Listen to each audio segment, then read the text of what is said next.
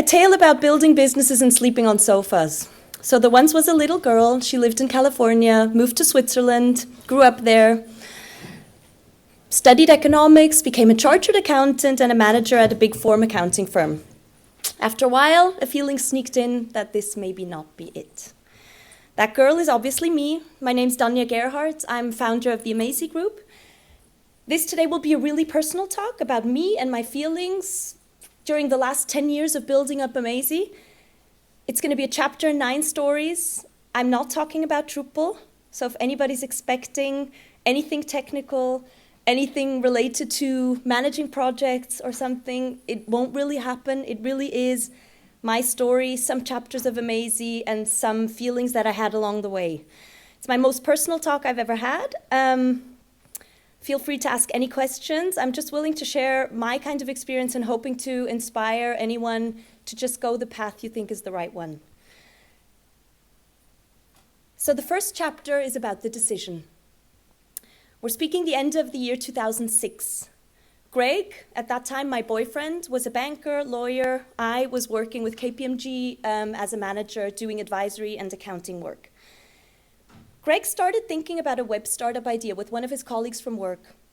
They were spending evenings, drinking beer, putting together a slide deck, and they had that vision of building a web platform where the world can collaborate online, put projects out, collaborate, and change the world a little bit. At that time, Facebook was really in the beginning, so Facebook groups just came out, so it sounds very familiar if you hear like collaboration web platform, but at that time it actually wasn't already that flooded with all these different web platforms, so at that time it was actually quite innovative. After a while, they both asked me if I want to join in because they were somehow missing that operational, admin, financial person who could join into the team and help them build it. And at first it was like, no, not interested, I'll continue to work. I came into the busy season at work. And that busy season at work actually wore me out quite a bit. So I had a very intense, like December, January at work. And so after 2 months, I thought a bit differently about it because I was just thinking, hey, maybe it is time to change something.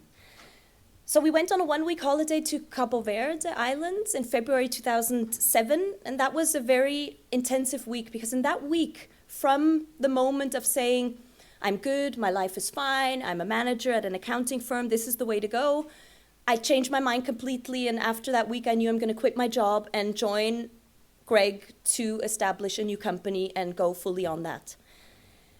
That thought process in that week was, as you can imagine, quite intense. It was like, why and what and all these doubts. And the main question that I was asking myself all the time was, how far can I fall? What can I lose? What is if I quit my job? What is if I found this new company? At that time, we didn't know it would be Amazee, but was like that work title, something else. What's going to happen? And comforting for me was knowing that I will not land under a bridge. It sounds maybe very, very basic, but I knew I'm not going to land on the street, not have a home, and not survive. And there are 2 reasons that led to that, like, convincing factor for myself. One was I had a good education. I knew I would find a job again somewhere, sometime, if everything should go wrong. And the second thing is I had a social environment. I had family and friends, and I knew that if I should put all my money into this company, it fails completely, I'm not earning a cent anymore, I would still get a bed somewhere for the time until I get a job at some place. And that I kept on iterating that during that entire week, and I convinced myself with these thoughts that yes, it's the right thing to do. It's the right thing to stop what I've been doing, what's been tiring me out, and also just go into a new challenge. So upon return from our holidays, I did quit my job. It wasn't very easy, and it came very unexpected for my team. And there were also, of course, emotions involved with that, because quitting a job you're happy with is actually not something that comes very easy. But it was a very relieving step. It was the start of Amazee, and I knew from that time that I could fully dedicate all my energy into this project and be undistracted. And that's where the hype began. So my learning from chapter 1 is that one brave decision in your life can actually change it in a very unpredicted way, but in a very positive way. For me, every step since that decision has been really enriching and positive. I'm not saying it's always been happy. Of course, I've gone through ups and downs, but it's been very enriching. And I've experienced things that I think I couldn't have experienced on my previous path.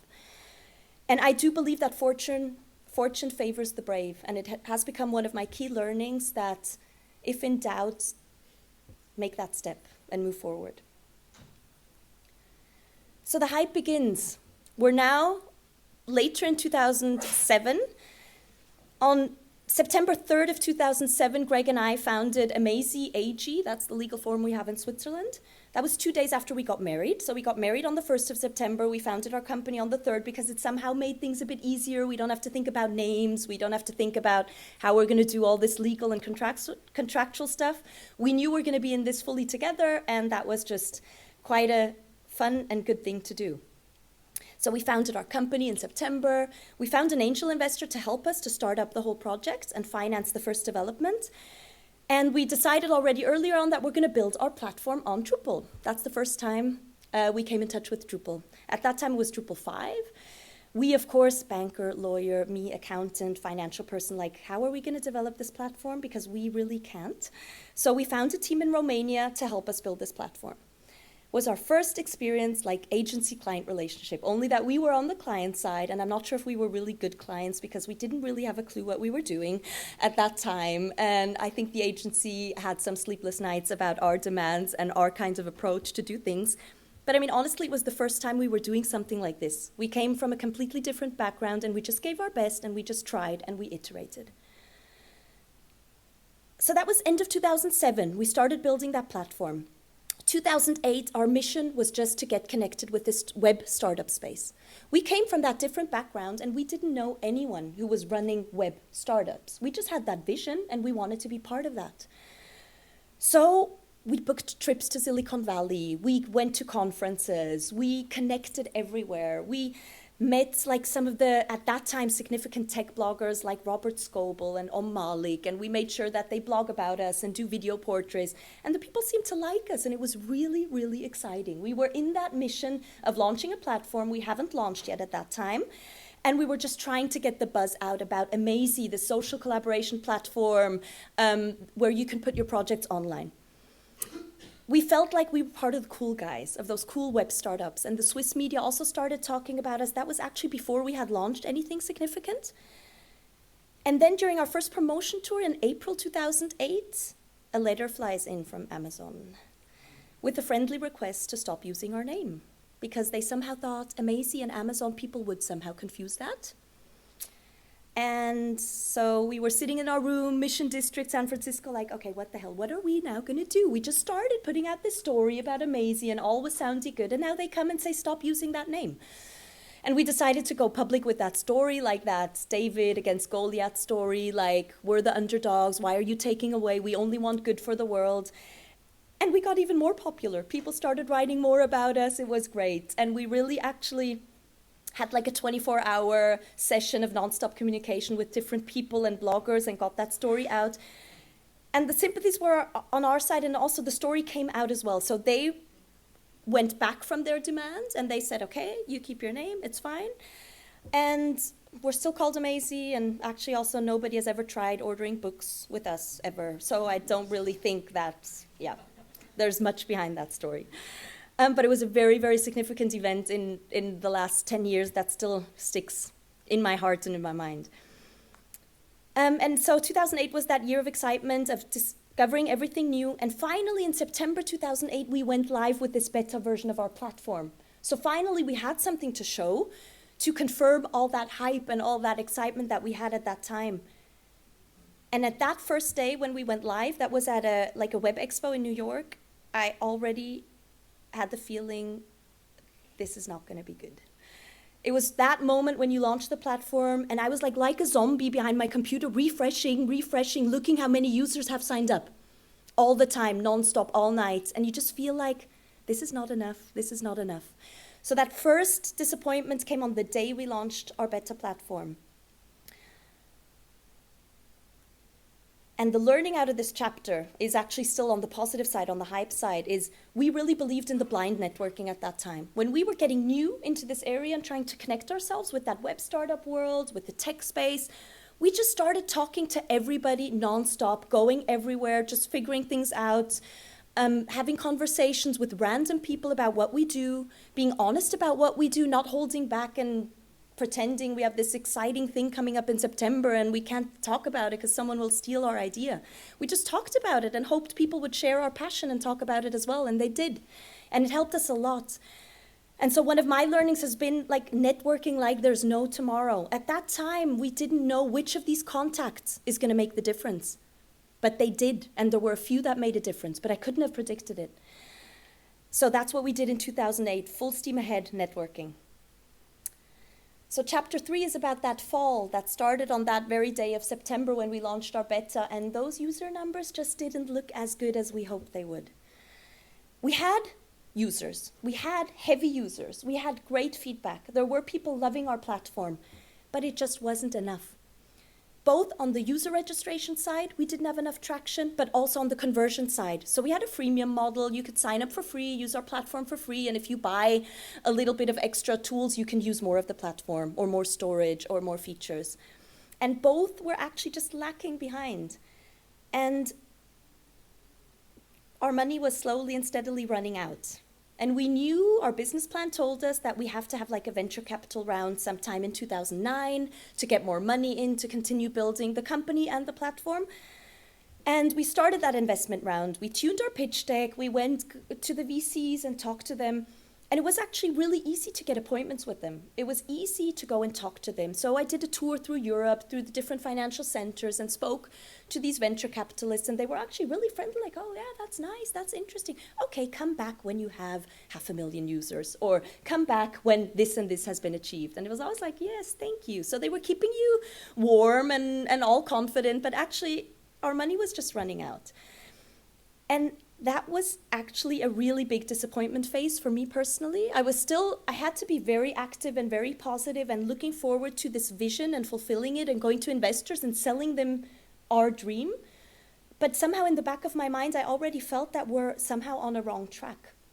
We felt this would need to go better at this stage already. We already felt the world actually wasn't waiting for our platform, otherwise more people would be using it. And so that feeling and that vision was like one day strong, still surviving, and the other day just like, what are we doing? And then, as usually in life, something happens that changes your perception, and that happened in summer 2009. In the meantime, we had to lay off a few team members, and we really reduced our staff to the minimum. Everyone had to like be willing to work for like barely anything. And we really had just the key members on board who really still believed in what we're doing and wanted to make a plan with us. And my learning from this chapter 3 from the fall is try to not let these blurry bad feelings pull you down. Figure out possible outcomes and scenarios and just work on them. I'm still telling this to myself a lot and learning this because I do get emotional about things that mean a lot to me, and sometimes those blurry negative feelings, they just come in, but they are very daunting and they're actually not productive because they don't make me head anywhere. They don't make me find solutions.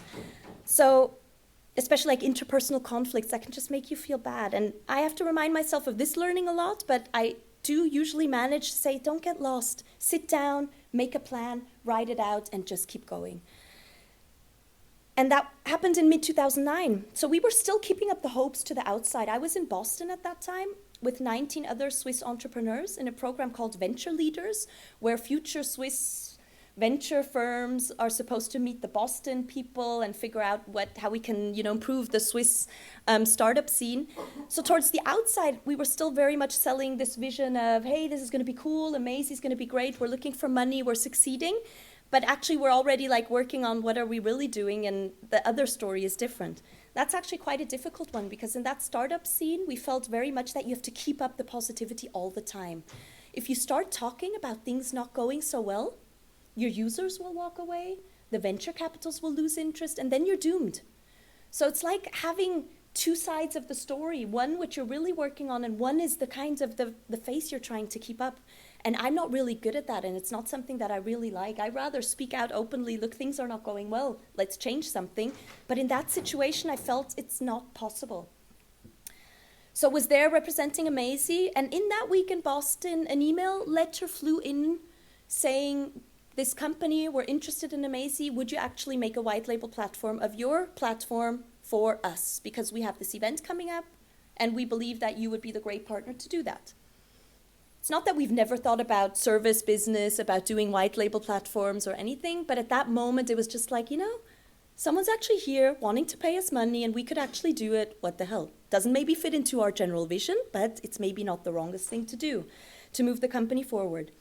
So we committed to that and we started building our first white label platform of our Amazee.com platform. And it was fantastic. It felt great. The client was happy. The team loved it. They were paying us money for something we were doing the past years also, but nobody was paying us money for that. So it felt super excited. That time was also the rise of Michael Schmidt, known as Schnitzel here in the community. He started in our company as a trainee. And that was the time where he fully hung into it, built those platforms, and really had those first moments of pure leadership hanging out, which he's sustained until now. So we were hand in hand developing that platform with a client, and then in the next 6 months, 2 more of these white label platforms came in. So all of a sudden we had this cash flow ability and we found a way to make some money. And we noticed that our vision was deteriorating. Our team was working on these client projects and they were really happily working on the client projects. They loved it and we loved it as well. And we felt a bit ashamed of it because actually we were still towards the outside building our venture, Amazee.com. And so for a while in 2010, we weren't sure how to move on. We weren't sure what we really wanted to do. But then we decided, okay, let's try and be brave. We're going to out ourselves as a service company. We're going to rebrand ourselves. And on the 24th of September 2010, that's like almost exactly 6 years ago, we came out with Amazee Labs. So we branded ourselves as a service company. And at that time, we also communicated that we're going to close Amazee.com. So that initial venture, that platform that we've built, is on the dying side, and we're going to close it by the end of 2011.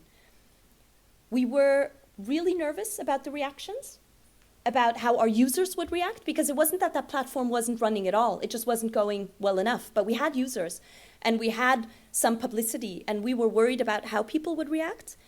But the feedback was actually quite neutral. It was like people didn't really care. So we were really making a big fuss about nothing. We were worried what's going to happen, and nothing really happened. And then the work tumbled in. So after that launch in September 2010, work just came in straight away, and the fourth quarter of 2010 was our first profitable ones of all the ones that came after. So that was the rise of the second hype that we had, but this time for real. My learning out of this time was that I became more critical about what we're good at. And I think it's important to be critical about what you're good at and not what you want to be good at. We wanted to be a cool web startup and have this platform and build a platform that millions of people would want to use. But in fact, we weren't really good at it. We weren't really good in understanding what that platform needs. We didn't have the experience. We didn't have the right team. But we were really passionate in talking to people one-on-one and understanding what they want. So we noticed that we took great pride and happiness in winning new clients, in developing platforms for them, in developing websites for them. But that meant we had to turn our back a little bit on the cool kids. Because in the perception of the outside world, it's maybe not really the coolest move to shut down your web platform, your startup, and become a service provider. But it was the right thing to do because it's what we were better at, and it was what suited our skills in a better way. So my learning was don't be shy to say bye to the cool kids club and do what you're actually really better at doing, and in the end making you being in a happier place. So that was that 2010 phase. Now in between, I have a chapter 5, which is called The Child. In 2009, I turned 30, and around that time, I all of a sudden had the feeling I have to make a decision about family. Until that time, I've never thought about really seriously decision-making. Should we have children? Should we not have children? It was kind of an open chapter until then. And then we discussed it, made the strategic decision, yes, let's have kids. And that's what we did. And in June 2010, my first son, Ben, was born. Now remember, that was the bad year, that 2009 year. And that was the time we didn't really know what's going to happen with our company and what we're going to do next. And Ben then came in the year of the pivot and launching Amazee Labs. Now, family and friends questioned a lot, how are you going to deal with this? How are you going to give birth to a child, have a baby, and run this company? Because at that time we were much smaller. We didn't have anyone else who could do like administrative financial work. So I was still doing each and every accounting entry into our system. I was writing each single invoice, paying each single invoice. I was doing most of the client's contact up to then. And I was still quite an important figure for the team as well. And lots of these questions came in, like, do you have a plan? What are you going to do? You know, like, what's your maternity leave? And I'm like, I don't have a maternity leave. How can I have a maternity leave? And the reactions were mixed, but they were mainly like, you are so naive. This is not going to work out. You're going to, you're going to see how it really is once you have that baby. And I seemed to push it away and say, no, it's going to be fine. It's going to be fine. And I was maybe a bit nervous of what would happen, but I was very confident it would be all right. And I was lucky. I had an easy pregnancy. I had lots of energy. I worked until the 2nd of June, and 3rd of June my baby came. And 5 days later, I was back in the office, and it was okay. And the hospital even had Wi-Fi, so it wasn't really a problem. And then Ben came, and we had our Amazee baby, and he came to the office, and he was part of the team, and we had like an extended family. And this was a super remarkable time for me, because actually, on the one hand, I felt the first time something is draining my attention from Amazee. Until then, Amazee was my only thing. I was just working, and all of a sudden you have this thing that needs you every hour, maybe to change the diapers, every 2 to 3 to drink something. And you're like, okay, I have to take care of him. And this works. But that didn't mean that my passion for Amazee got less. I was still very engaged with what's happening with the company. But somehow it felt like this is how it should be. Work, life, mixing, juggling things, trying to earn money, trying to make plans, trying to keep your family happy. It felt like a very organic way of working and living, and it suited me quite well, because I don't like the work stop, life stop, live and family. I like mixing all these things, and so it felt like that situation suited very much to my natural ability to work and to live in one fluid kind of mode. So looking back, I really loved that phase, although it was tiring, I must admit. So my learning of this is like, I assume things will go well. If they don't, I can still make a plan then. I could have used a lot of energy to put up 5 different scenarios of what am I going to do? What am I going to do if my baby screams all day long and I'm not able to work because he needs my full attention? I had no clue. I didn't know what I'm going to do. But I can either plan it ahead and try and put all my energy and also maybe fears into that, or I can just see what happens and make a plan then, because in fact, I didn't have a clue what's going to happen in any case. So I rather somehow just lived in that moment, took every day as it came, and went along that path. And it worked out for me, and maybe again, fortune favors the brave, I'm not sure. Maybe it did. I was lucky. It worked out well, and everything seemed to be all right. But that's one of the mantras that I like to keep embraced for my life. So then chapter 7, the move, and this is really a significant one for me again.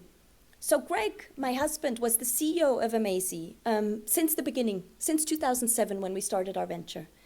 Then in early 2013, his first doubts came up if this is really the thing for him to continue. He was a bit worn out. He had a very difficult client relationship in 2012, which some in this room still remember very well, like Sasha. And it really wore him out. He felt tired of being the manager, of having to deal with these things, and he was thinking of alternatives and thinking of maybe I could quit and do something else. And I completely freaked out. I panicked. I'm like, no, you can't. For me, it was like Greg and me together in this.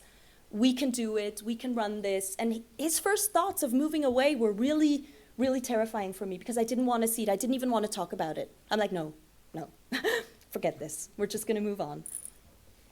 But then in 2013, later on in the year, we spent 2 months in Brazil. We took our first real, not out time, because we had good Wi-Fi and we really worked there as well, but we went to work remotely from there, had a nice summer. And due to our nearly non-existent social environment there, and due to the distance we had to the team, we thought a lot about our future, as you usually do. Again, the first holidays in Cabo Verde when I made the decision to move on. Now again, being away in Brazil, just having these different impressions made us think about our future a lot and what to do next.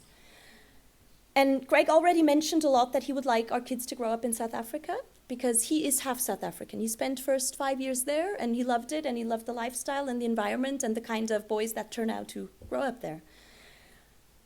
And at first, again, I couldn't imagine at all. Like the year before, we had moved into our nice flats in a nice residential area in Zurich. I already saw our kids going to kindergarten there. My family was in Switzerland, but then like over more caipirinhas and time and spending there was like, maybe this is not such a bad idea. And we didn't keep it just to South Africa. We had like this map that we drew out, and we like listed the top 5 places we think we could imagine living, and we just made these plans and thought, what could we do next? But it really boiled down that it has to be Cape Town, because part of his family was from there. It didn't feel like going as an expat somewhere to some new place. It felt like this would be an easier step. We're going somewhere new, but somewhere familiar. And so we decided to do that. And that means Greg quitting his job, us finding a new CEO for the company, us making plans to have this transition and to make the team more mature to be able to take on all the challenges, because at that time we were already about 15 or 17 people in our team, so we can't just go. And that's what we did. So we found a new CEO. We did plan to hand over. And we were actually really excited about it, about that new opportunity. And in May 2014, our current CEO, Urs Buchel, started. And on the 21st of October, we took our one-way ticket to Cape Town. And of course, that sounds super exciting and all positive, and most of it was, but it wasn't all. Because what sneaked in a lot during that time was all that letting go feeling. I'm not maybe a control freak, but I can't say that I'm completely good at letting go, maybe. I do like to keep oversight of what's happening. And so first, letting go of direct client management. Would it be okay? Don't people want to work with the founders? Then we actually figured out, no, they actually don't. Same with the CEO. Doesn't one of the founders have to be the CEO of our company? You know, that personal thing. Actually, no. It doesn't have to be that way. But that's not something someone can just tell you. It's something you have to feel and experience and find out for yourself. And that's not so easy if you're not a person who does that naturally. And also, maybe you know it's the right thing to do, but you have to go into a process of also feeling it. So we knew that we have to let go of some of the management and some of the control to be able to lead the life that we want to have. But the pain of letting go comes in very small moments. And it's maybe something people don't really talk about so much. And maybe not everyone experiences it that way, but I just want to share 2 small examples. It's like maybe a team member coming and ask, can't I have a single room at a conference because I'm not so good at just, sharing, and I need my space because, like if I work 10 hours, I'm tired. And I'm like, I still sleep on the sofa when I go and visit the Zurich office. Like, why can't you just pull yourself together during that week and just, it's going to be okay? And noticing that not everyone can feel and live the kind of entrepreneurial attitude that we as founders do, and that's fully okay, because the company can't just live with these people. They can actually also be quite annoying.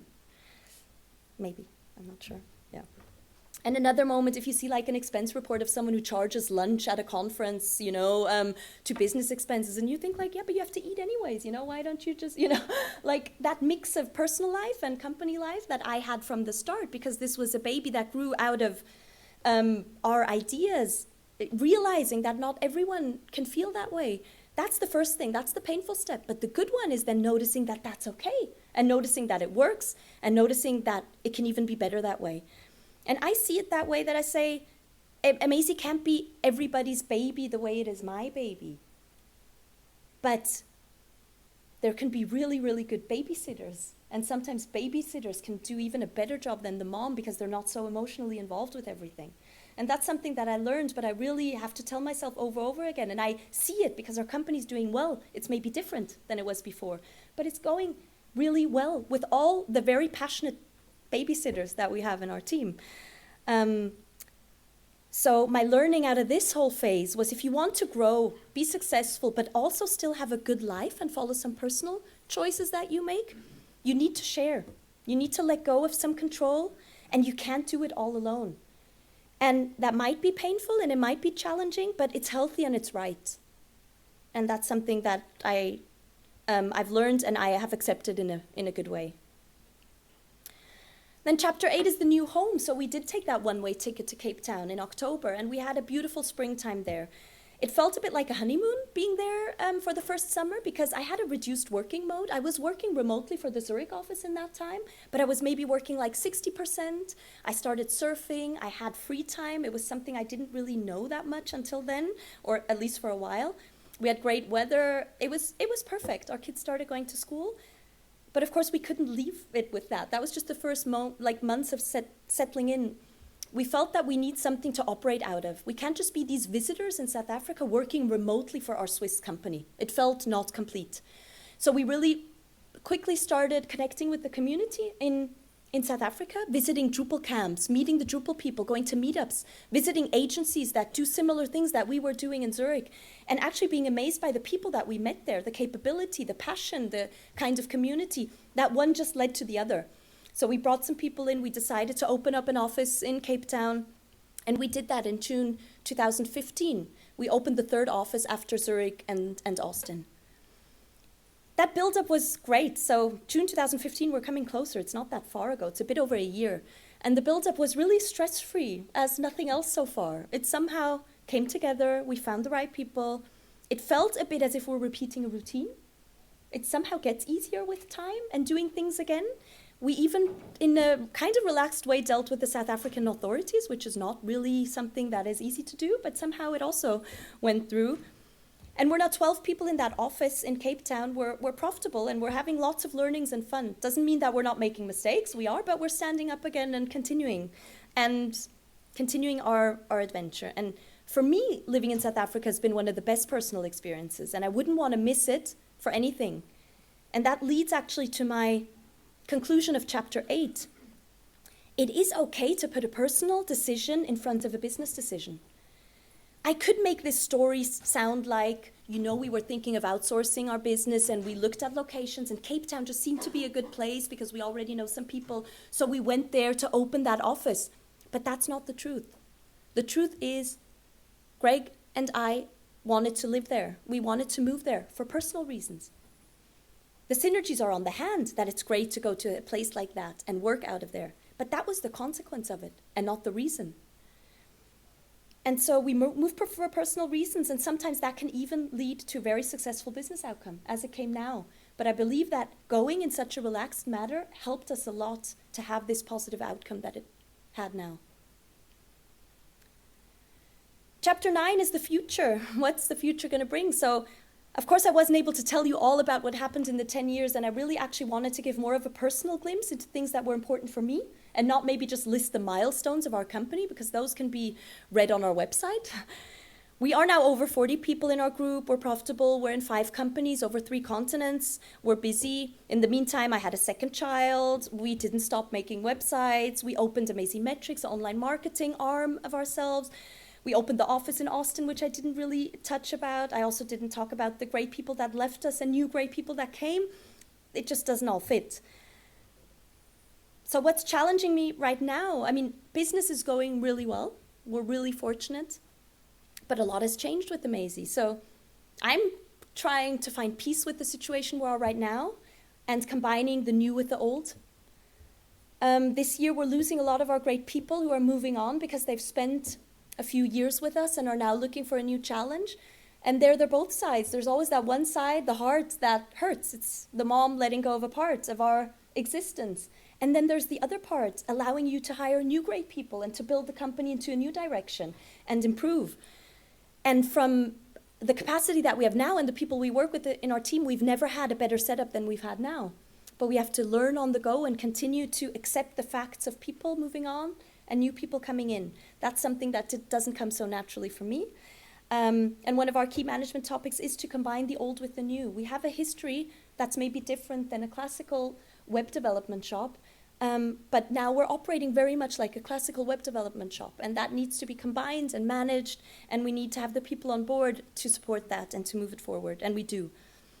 And I mean, the future, what will it bring? I don't know. Will we make mistakes? Yes, of course. Will we recover? I think so.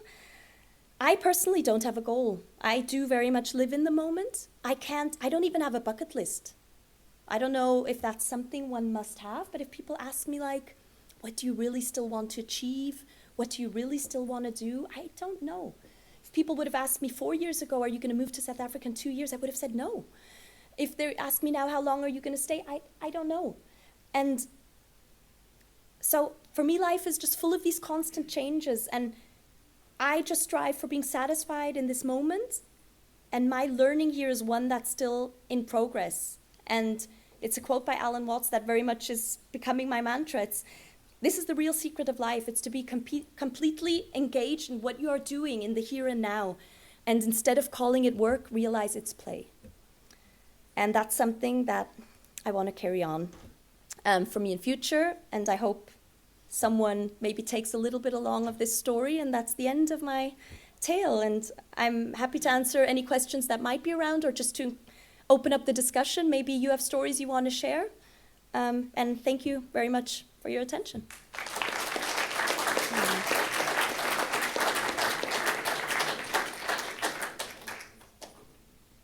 Are there any questions? Yes, I will start. Yes. Thanks. You're actually describing my story. Yay. I wanted to ask you, because you said in the beginning, my name is Patti. You said in the beginning that you had angel investors. Yes. In the start. Yes. And then you moved over to the service business. Yes. Did you take in any investors from that point on? No. Or are you only the two of you? It's no. So we had the angel investor who bought into our social collaboration platform. He was part of that, initial venture very much at the start. And we paid him back when we moved on to Amazee Labs and became successful. Another thing where people thought, oh, you're crazy, you could just close your company and start a new one, let it go down. But that's something we would never have done. He believed in us, and we're not going to let him down. And if we're able to do that, we do it. But we didn't take any investors on board. Since then, we've been growing organically. So we are 3 shareholders in the group. It's to a very high majority, Greg and myself, and Michael Schnitzel. Yeah, those of you know. Can I then drop one more question? Sure. Yeah. So you say that you organically growth. So how do you think this, because the struggle is always when you grow, it of course costs money. So you're basically using your profit to grow your company. Yes. And how is that balance how was that in the last years? Do you have an idea of how much of your profit you actually spend on growing your company by taking in new employees, and how long it is going to take? 100%. Yeah. Okay. We have never paid ourselves out any dividends yet. We put all our money back into the company. As I said, we're now 5 companies. So the structure is we have a holding and sub-companies. The companies earn money, it goes to the holding, and to the employees we share it with boni and whatever, as far as we can. And then there's new capital coming in from the holding to finance the new arms of the company. Yeah. But yeah, 100% goes back in. I've been traveling for a year now, and I started off with my Erasmus semester and just didn't feel like going back home. And since then, I'm actually sleeping on sofas. Yay. In my hometown, I still have an apartment, but I have sub-rented that. And every 4 months, I call that girl, hey, do you want to stay? I can't come home. And at the moment, I feel very uncomfortable sometimes going back home, because there's all those people who know the old me, and they have those expectations about me, who I am, how I deal, and most of them have that conservative thinking about, what are you doing? Are you crazy? Why are you taking that risk? And I'm like, I feel good like this. This is what I want to do. And that's why I now sometimes feel uncomfortable going back in my home area, because people keep on expecting something from me that I can't give them, and especially those negative comments like, you are so naive, how can you even believe that this could work out? I'm like, it is working out, what is your problem? So I somehow start to move away from some old friends that I actually like, but I don't feel comfortable around them when they tell me stuff like that. Have you felt something like that as well, and how did you deal with that? I mean, there were a few stages where I felt something similar, not so much with the friends, actually, I must say, because I never had friends from my initial working environment. So my good friends were always from earlier, so they didn't really care if I was an accountant or if I was, doing this internet stuff that's going to go away again, or they just, that was like a different story. But I did have it from the working step. So when I quit my job, everyone was like, are you completely nuts? Like, you're quitting your job. I was doing really well at that company. I was on a good track, and they were like, and what are you exactly doing? So from that point, I can relate to it very much, but I didn't really care, because those weren't really my friends. My family also freaked out a little bit at first, and then they somehow accepted, I know what I'm doing and it's my life. So it was okay. I stood very firm behind that idea and just pushed it through. And it was like, look, this is what I want to do, and don't judge me. Or if you do, then don't be upset if I might turn my back to you. And the other moment where I had it, I didn't really mention that so much, but when we did that shift from the startup kind of type company to the agency, we really had made some really good contacts with the other startup entrepreneurs in Switzerland. So there was like this group of startup entrepreneurs there, and we were hanging out a lot with them, I don't know, doing what web startups do. And there it was quite a big step to turn our backs on them and say, we're actually now going to become a very simple agency and we're not going to be part of your cool club anymore. I did mention it, but that was not so easy. But it turned out that we still are upkeeping really many relationships that we had from there. Also possibly because it became something successful. Maybe if we would have failed, they wouldn't have liked us so much anymore. I'm not sure. To be honest. But yes, it happens constantly. And I think I'm just a firm believer of you know best. You know best what's good, and if someone wants to go with it, okay. And if someone doesn't, then you might have to just let go of that relationship, even if it hurts. Yeah. Yeah. Cool. Thanks. Good luck. Hi.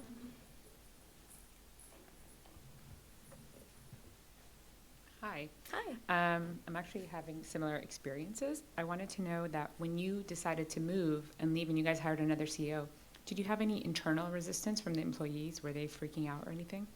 Not freaking out, no. Of course, resistance, you change the character of the company a lot if you do a step like that. So there were doubts, there were questions, there were conversations, there were tensions, yes. So yes. And I think you don't get around that. Because that's part of the whole change, and part of the thing that also what I'm saying now about what we're currently working on and merging these two worlds, bringing them together, you always get some resistance for change. Because some people come from a place where they're very comfortable at that certain place and they don't want to see the change. And even I am resistant against change in some ways, and I do think, oh, maybe it was good at that time. But you just have to deal with it. If you want, I mean, for us it was, if we want to take that personal step and have more freedom and be able to move to a place and be able to have some freedom, but still be able to grow our company, we have to hire other managers. And of course they won't do it exactly the way you would like them to do. You don't want them to be your bimbo and just do whatever you tell them to do. They have to be strong characters as well, and they might do things differently. But it's part of that trade-off that you have to enter. And in the end, it's okay, and it's the right thing to do. And there's a new outcome that can be very comfortable as well after maybe the waves have settled down. Yeah. Any more questions? Oh, yeah. No, you can just speak. What makes you run on a personal level, not your company? So what makes you want to still grow, or open new offices and so on? But you are okay with what you have right now, right? And you are happy and having fun. You have, I think, enough for your family, and you don't need that much to be happy, right? So what makes you open more offices and grow and take risks? The fun? The fun? Yes. I mean, I am happy with what we have now. I don't need it to be bigger and better. I like to change. I like to have change in my life, and that I love new projects. I love opening up a new office. It's fun, digging into that legislation, finding out what we need to do, hiring new people. I just love that. So for me, as I maybe said in the end, the life is just full of these constant changes. So it's not about being unhappy now and striving for more. It's being happy with all these changes that just happen.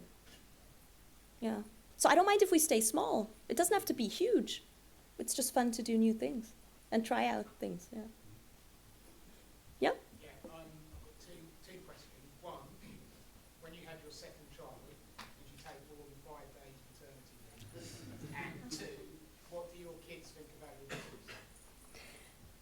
I mean, my kids, they know that mommy and daddy and Amazee is somehow all together. They see, I do walk around with this a lot, and all our, team members who come also have that Amazee, so they recognize the Amazee logo everywhere. They know our team members because they sometimes come to the office. They've been traveling with us when we came to Switzerland on trips, so the team knows our children. They're somehow integrated, so they know that we work with computers.